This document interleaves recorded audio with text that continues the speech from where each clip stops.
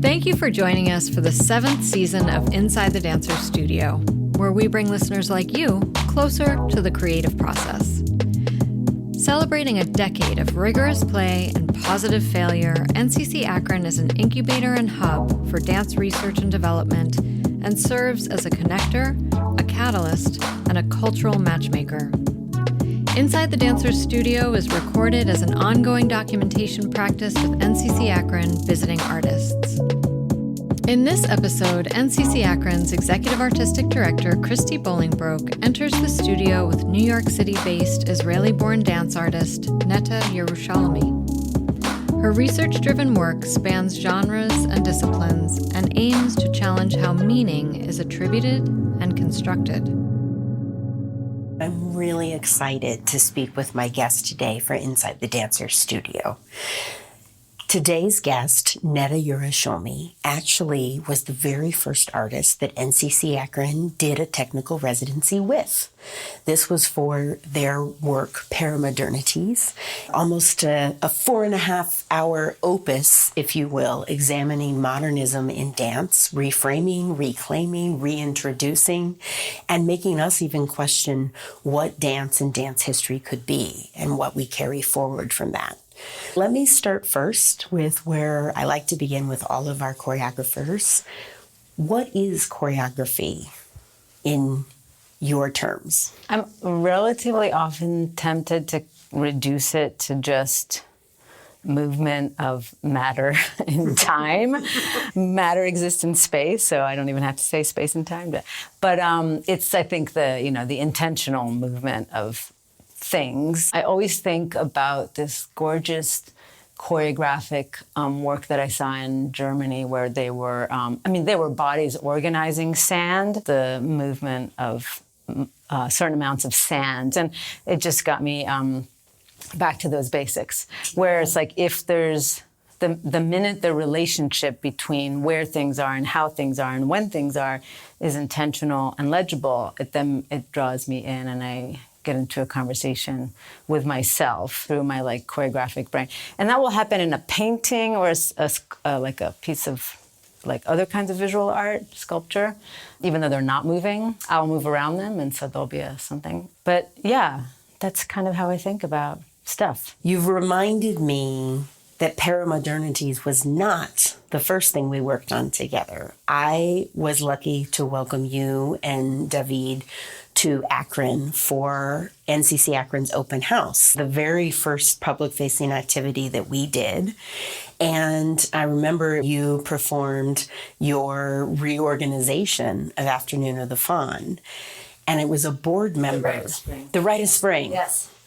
But it was a board member at the time who had no relationship to dance. His background was in poli-sci. And he said, "Oh, I get it." And I was like, "What do you mean?" He goes, "I get it. It is about putting ideas in motion." So even the movement of the body that's moving ideas around. So both the physical that we can see, like sand, as well as that which we cannot see, which I think is one of the reasons that I love dance so much, because it doesn't have to live with just the words and be immediately legible to everyone. It can be something that you can feel or sense that there's some movement going on mentally, emotionally, physically. Yeah, and he's sort of, because he was looking at a performance where there was a text being read. And so what you say about the movement ideas, the ideas that are being floated into the space from language, then become also choreographic material, because the receiving of thoughts or imaginative sort of renderings are part of then what you're perceiving. So maybe it's just if we're nerding out here, choreography is also what happens in the brain, and it's the kind of dance of perception in there. Yeah, ooh, the dance of perception. That might be the next piece. Do you remember when you first called yourself a choreographer?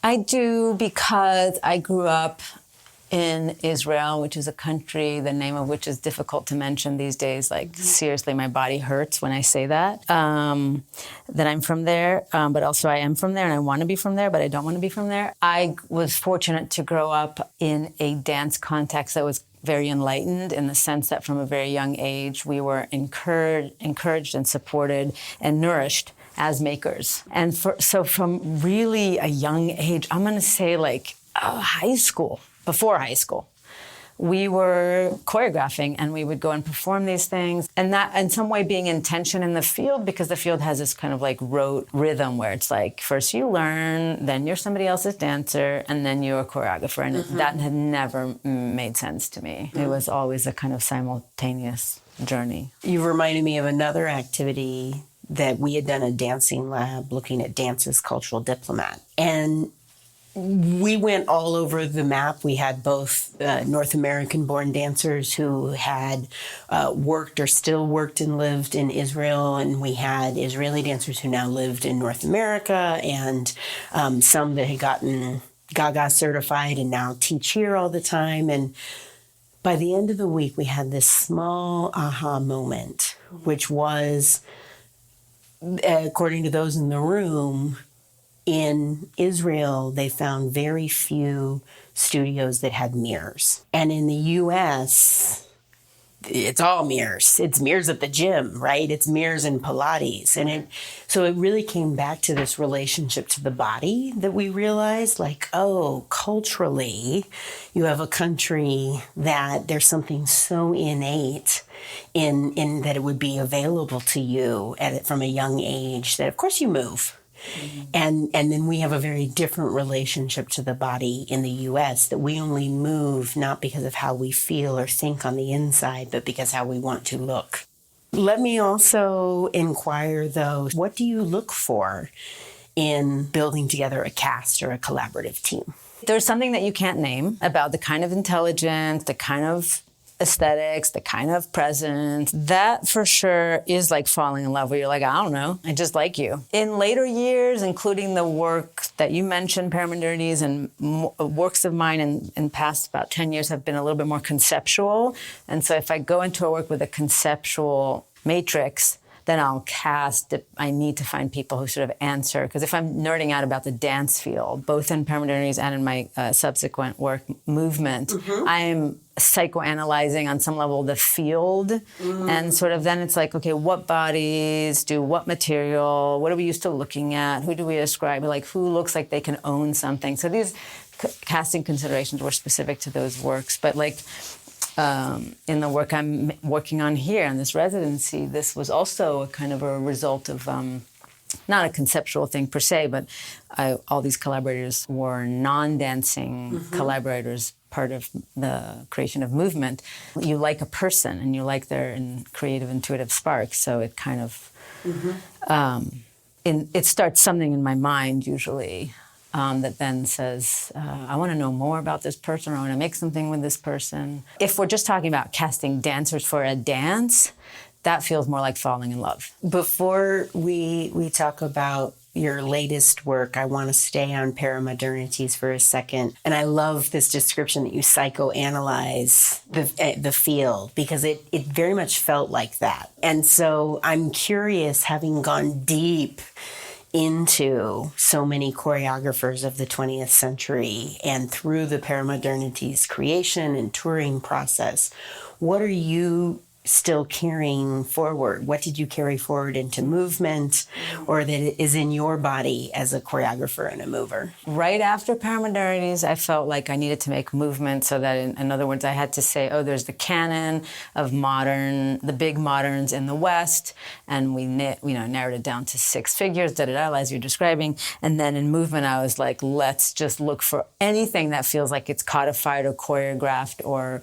exists and living in dancers' bodies. So it's folk dancing and ritual and tradition and TikTok and what have you. It was a continuation of this idea that dance already exists in the body and you just have to unearth it. You're going into the archive, which is your dancer's body or your body, and you're like, what is in there? Yeah. How did your mother teach you to, I don't know, stand, be a person? What are dances you know that you don't have to think about and you just know? They're kind of written into you. So I was obsessing over this idea that like my body has nothing authentic in it. It's all education. It's all indoctrination. And all I have to do is just like figure out, parse it out, and name it. And then I was like frozen.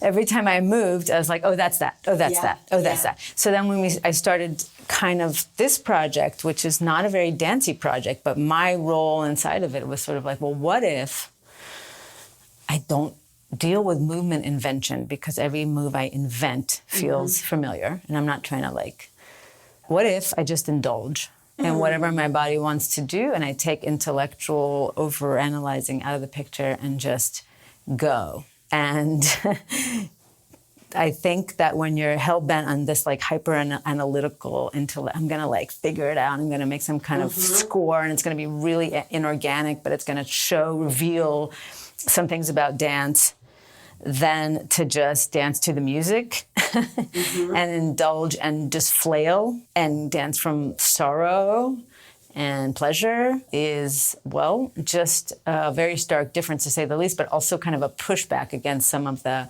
values in the field. Yeah, so that is my answer to you. For a while I was frozen because everything seemed like it had been done before. Let's speak the title of this latest work into the podcast, and it is called Nothing Personal, Just Everything. How is this different than the work that you've made before? I mean, the conceit is sort of that we're six female artists that are in what one might call middle age moment, if you care about labels at all.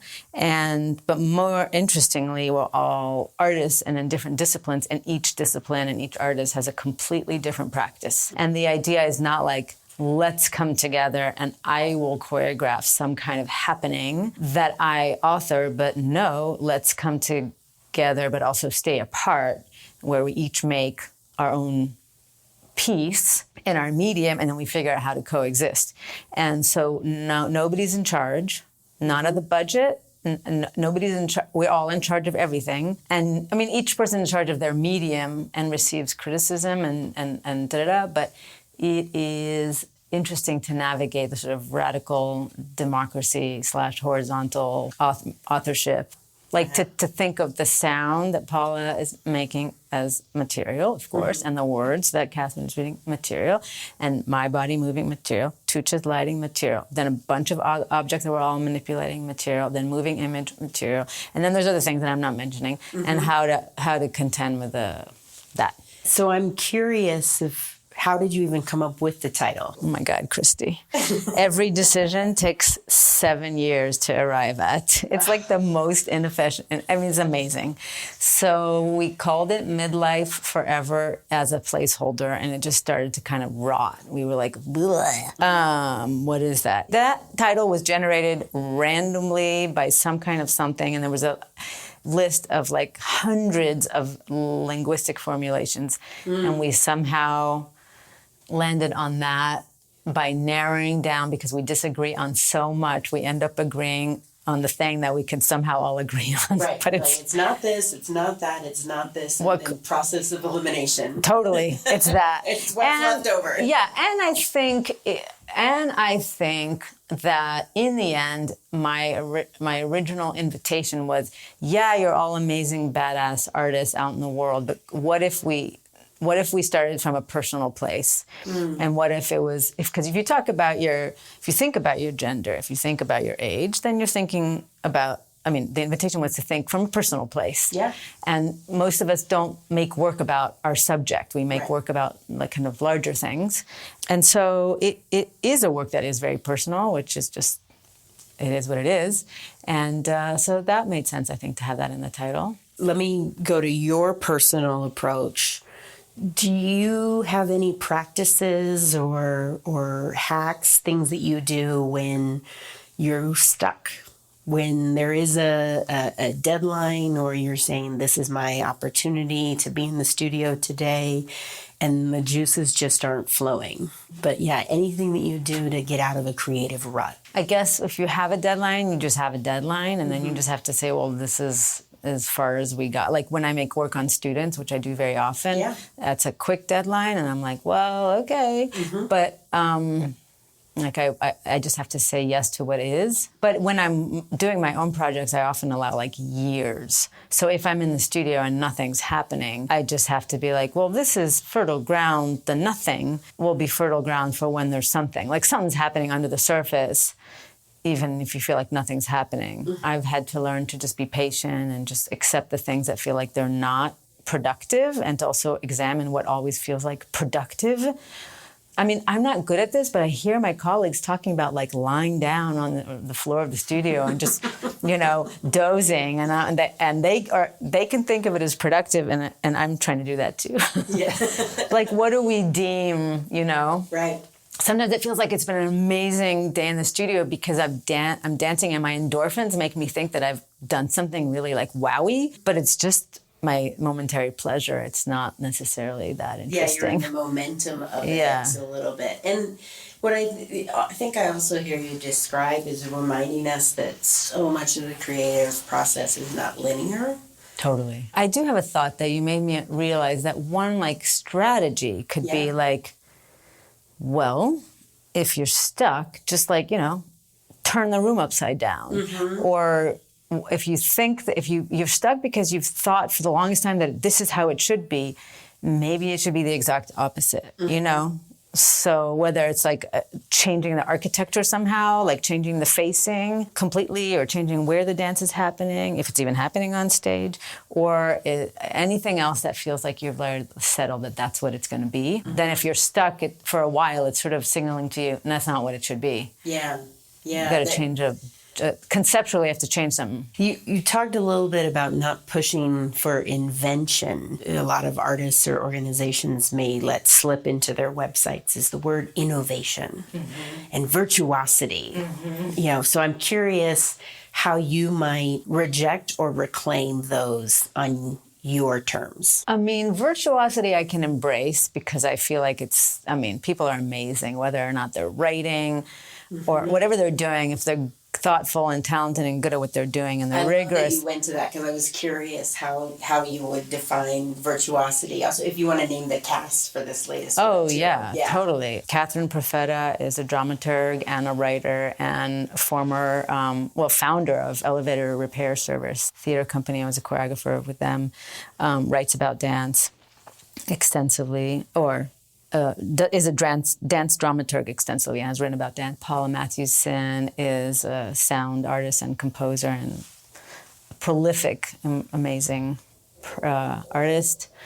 Tuche Yasak designs lights for everybody in New York, and also is making her own work that kind of lives in between like performance and installation, and like has these radical ideas about what light is and what it can do, which is amazing. Kind of like a philosopher and a poet with light.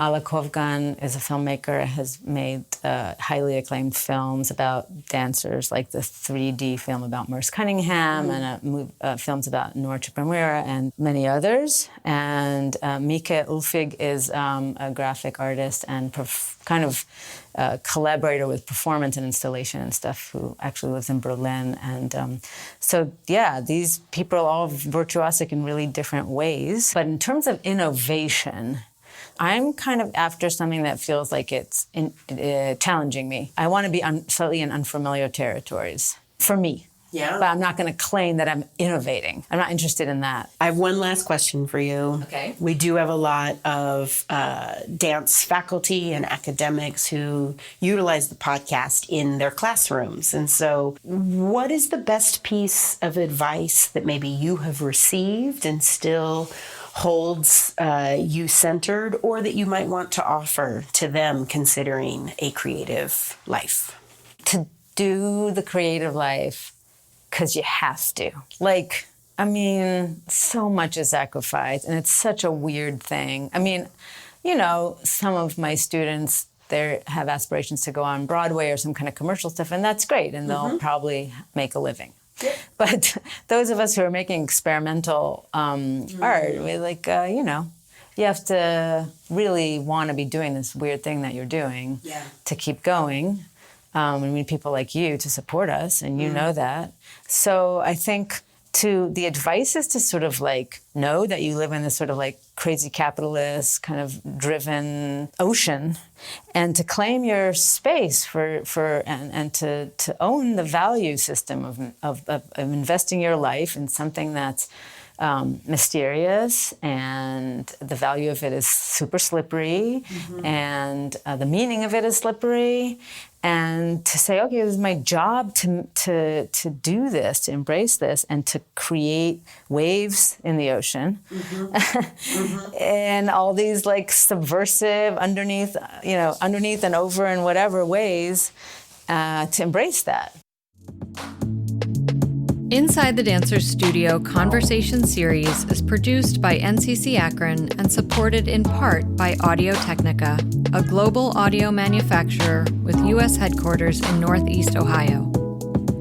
Our podcast program is produced by Lisa Niedermeyer of Handmade Future Studio. Rahsaan Cruz is our audio engineer, with transcription by Arushi Singh, theme music by Flaco Torres, and cover art by Micah Kraus. Special thanks to Laura Alicott, Nikisha Moore-Dunson, Dante Fields, Jen Garlando, and Mary Claire Hulbert. To learn more about NCCAkron, please visit us online at nccakron.org and follow us on Instagram or Facebook at NCCAkron. We hope you enjoyed this episode, and we encourage you to subscribe on your favorite podcast streaming platform by searching for Inside the Dancers Studio. Thanks for listening, and stay curious.